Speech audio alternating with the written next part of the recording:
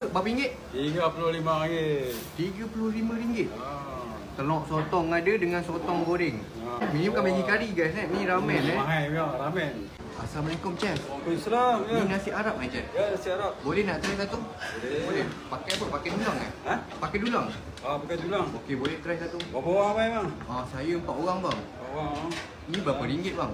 Ini RM35 ya. RM35. Banyak ni nasi bang. Boleh lah. Memang banyak Ini set baru ni kan bang kan? Ya. Baru hari ni Baru ada hari ni. kita buka ni. Baru hari ni buka. Lepas tu dapat apa? Dapat ayam seekor. Ayam seekor.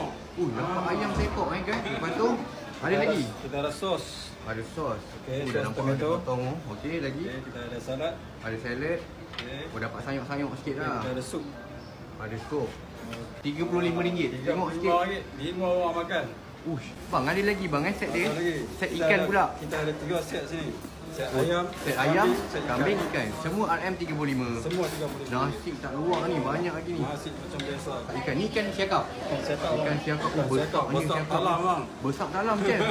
Lepas tu macam biasa lah, letak bahan lagi. Okey, ini menu kita. Ramen. Ramen. Macam-macam ada sini korang boleh datang Ini ramen sotong belambak sotong dengan telur sotong.